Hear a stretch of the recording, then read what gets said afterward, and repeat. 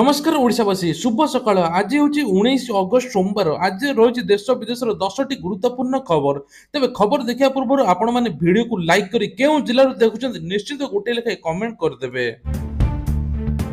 Number 1 पुणी थरे परिवहन मंत्री को बड़ बयान कहते विके पांड्यान हेलिकप्टर बुलिबा घटना रे खूब शीघ्र नियाजिबो आ एक्शन जदि सत होइथाए तेबे अल्प दिन रे तांको मध्य कार्यानुष्ठान नियाजिबो तांको विरुद्ध रे जहा लोकଙ୍କ ମନରେ ସନ୍ଦେହ ଅଛି ତାହା ସତ ହୋଇପାରେ ବୋଲି କହିଛନ୍ତି ପରିବହନ ବିଭାଗ ମନ୍ତ୍ରୀ। ତେବେ ସେପଟେ ବିଜେଡି ବିଧାୟକ ପ୍ରତାପ ଦେବ ମଧ୍ୟ କହିଛନ୍ତି ଯେ ମନ୍ତ୍ରୀଙ୍କ ବୟାନ ରାଜନୈତିକ ଉଦ୍ଦେଶ୍ୟ ଏବଂ ପ୍ରଣୋଦିତ ଗଣମାଧ୍ୟମରେ ଚର୍ଚ୍ଚାରେ ରହିବା ପାଇଁ ବାରମ୍ବାର ହେଲିକପ୍ଟର ପ୍ରସଙ୍ଗ ବୟାନ ଦେଉଛନ୍ତି ମନ୍ତ୍ରୀ କିନ୍ତୁ ସେସବୁ କିଛି ହୋଇନାହିଁ। ଆଉ ଏପଟେ ସେ କହିଛନ୍ତି ଭିକେ ପାଣ୍ଡିଆନ ହେଲିକପ୍ଟର ବୁଲିବା ଘଟଣାରେ ପରିବହନ ମନ୍ତ୍ରୀ ବିଭୂତି ଜେନା ବଡ଼ ବୟାନ ମନ୍ତ୍ରୀକି ଦେଇଛନ୍ତି। ଘଟଣାର ଦୃଢ଼ କାର୍ଯ୍ୟାନୁଷ୍ଠାନ ନେବାକୁ ଯାଉଛନ୍ତି ସରକାର। ପାଣ୍ଡିଆନ ହେଲିକପ୍ଟର ବୁଲିବା ଘଟଣାରେ କିଛି ଦିନ ମଧ୍ୟରେ ଦ୍ୱିତୀୟ ଥର ବୟାନ ଦେଇଛନ୍ତି ପରିବହନ ମନ୍ତ୍ରୀ। ସେ କହିଛନ୍ତି ଯେ ପାଣ୍ଡିଆନ ହେଲିକପ୍ଟର ବୁଲିବା ଘଟଣାରେ ତଦନ୍ତ ଚାଲିଛି। ଖୁବ୍ ଶୀଘ୍ର ନିର୍ଦ୍ଦେଶ ଆସିବା ପରେ ଲୋକଙ୍କ ମନରେ ସନ୍ଦେହ ଅଛି ତାହା ସତ ହୋଇଯିବ ଆଉ ଦୁର୍ନୀତି ବିରୋଧରେ ସରକାର ଶୂନ୍ୟ ସହନଶୀଳତା ନୀତି ଆପଣାଇବେ ବୋଲି କୁହାଯାଇଛି। राज्य सरकार बदलिया पर बीजेपी आसिया पर एबे नुआ नुआ योजना अपनाउची आ लोक मन मध्य बहुत संतोष भावना सृष्टि होउची। एबे सबुठारु बड़ कथा होउची श्रीमंदिर रे महाप्रसाद मिलिबो मागणा। श्रीमंदिर रे भक्त को मिलिबो महाप्रसाद मागणा आ मागणा महाप्रसाद ने विभिन्न दाता को आलोचना मध्य होइची। समस्त भक्त अबड़ा पाया पई सूचना दिया जाइए यार रूपरेखा नहीं विचार विमर्श मध्य चली मागणा महाप्रसाद व्यवस्था सबुदिनिया करने को लक्ष्य रखी बीजेपी तेबे समस्त भक्त महाप्रसाद पाया व्यवस्था मध्य होइची। श्रीमंदिर भक्त को मिल मागणा महाप्रसाद एने चर्चार विषय पलटि। तेबे हिताधिकारी कहले 3000 टଙ୍କା भत्ता नदेले एथर निर्वाचन रे आउ भोट देबुनी। निर्वाचन समय रे बीजेपी भत्ता वृद्धि करिया पई देइथिया प्रतिश्रुति ताहा पूर्ण करि पारिले नाही।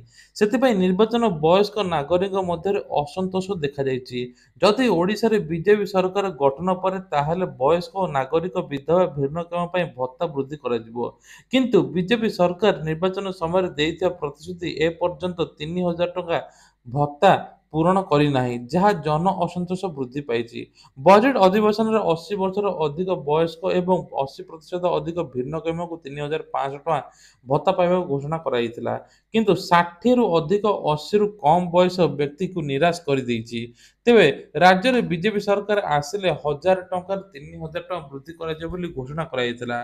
सेति पई वयस्क लोक माने उत्साहित होई बीजेपी को वोट देइथिले किंतु बीजेपी सरकार आसिया परे सब प्रतिश्रुति भूली जाउछि ବୋଲି କିଛି ଲୋକ କହୁଛନ୍ତି।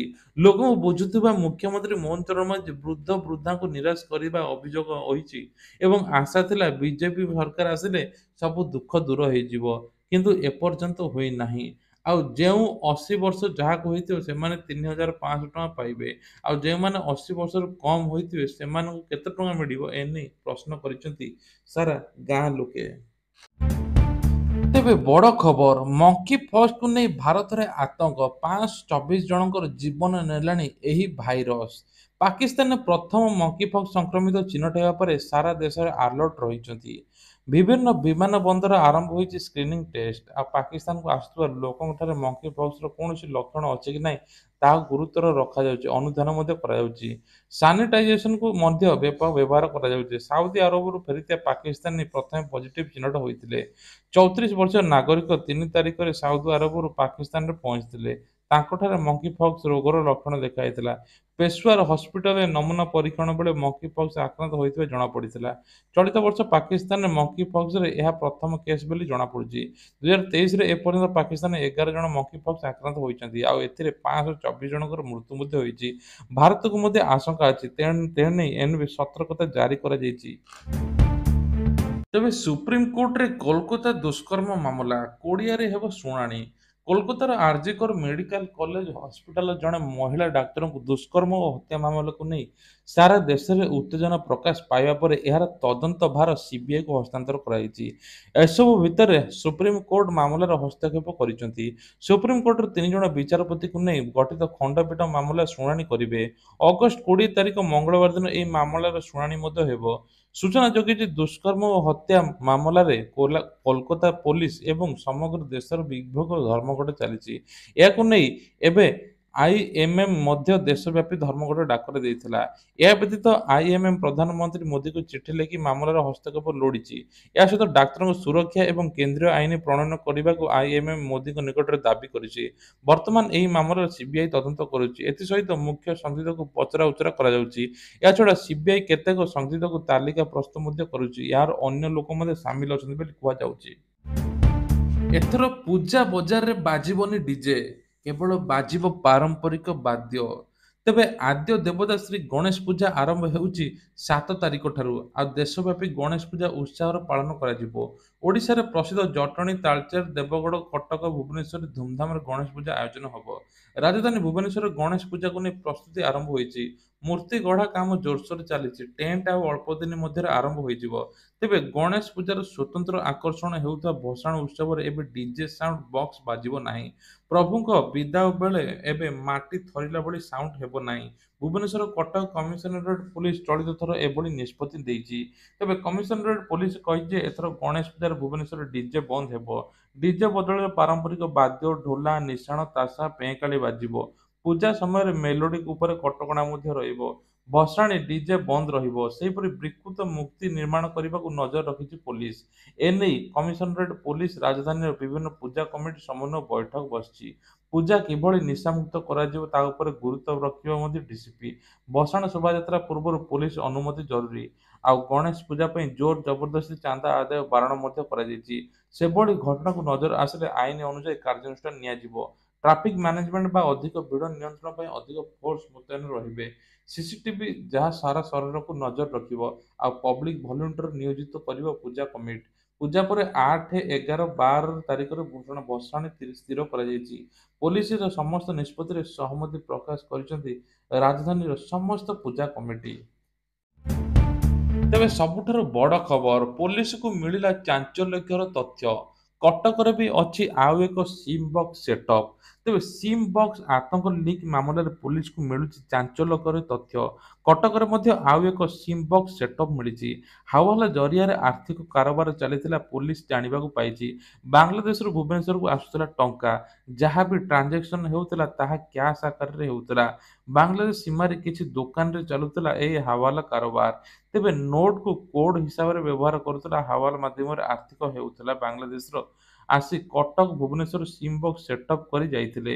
ସେପଟେ ଆତଙ୍କୀ ଲିଙ୍କ ମାମଲା ଏବଂ ଖୁବ୍ ଶୀଘ୍ର ଏନେଇ ଇଣ୍ଟରପୋଲ ସହାୟତା ଘେନିବ କମିଶନରେଟ୍ ପୋଲିସ। ତଦନ୍ତ ବେଳେ ଚୀନ, ପାକିସ୍ତାନ, ବାଂଲାଦେଶ ଏବଂ ମିଡିଲ ଇଷ୍ଟ ଲିଙ୍କ ସାମ୍ନାକୁ ଆସିଛି।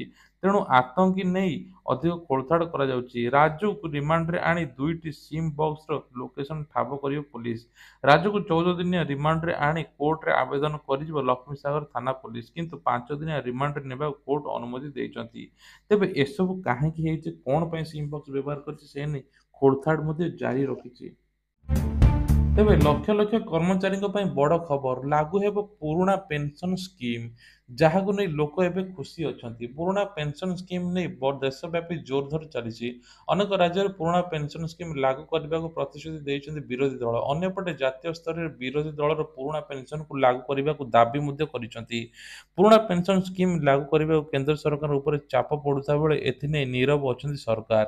କିନ୍ତୁ କର୍ମଚାରୀଙ୍କୁ ଅଧିକ ପେନସନ ଦେବା ପାଇଁ ରାଷ୍ଟ୍ରୀୟ ପେନସନ ଯୋଜନା ଏନପିଏସ୍ ଦ୍ୱାରା ଅଦଳବଦଳ କରିବାକୁ ପ୍ରସ୍ତୁତି ଚଳାଇଛନ୍ତି କେନ୍ଦ୍ର ମୋଦି ସରକାର।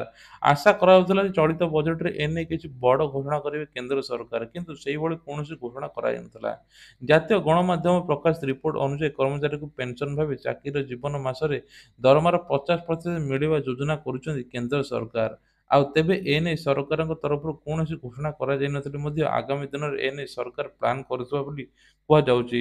ବଜେଟରେ ସେହିଭଳି ଘୋଷଣା କରାଯାଇଥିବା ବେଳେ ଆଗକୁ ସରକାର ବଡ଼ ପ୍ଲାନ କରିପାରନ୍ତି ବୋଲି କୁହାଯାଉଛି। ବର୍ତ୍ତମାନ ପେନସନ ସ୍କିମରେ ଯେଉଁ କର୍ମଚାରୀ 25ରୁ 30 ବର୍ଷ ପର୍ଯ୍ୟନ୍ତ ବିନିଯୋଗ କରିଛନ୍ତି ସେମାନେ ଭଲ ରିଟର୍ଣ୍ଣ ପାଉଛନ୍ତି। ଆଉ ବିଶେଷ କରି କର୍ମଚାରୀମାନେ 2004 ପରେ ନିଯୁକ୍ତି ପାଇଛନ୍ତି ସେମାନେ ପେନସନ ସୁବିଧା ଆହୁରି ଭଲ ପାଇବେ ବୋଲି କୁହାଯାଉଛି। ତେଣୁ ଏଇଭଳିଆ ପ୍ରତ୍ୟେକ ଦିନ ଦେଶ ବିଦେଶର ଖବର ଦେଖିବା ପାଇଁ ହେଲେ ଆମର ଏଇ ଚ୍ୟାନେଲକୁ ସବସ୍କ୍ରାଇବ କରିଦିଅନ୍ତୁ। ଯାହାଫଳରେ ପ୍ରତ୍ୟେକ ଦିନ ସକାଳ 5 ଟାରେ ଆପଣମାନେ ଖବର ଦେଖିପାରିବେ।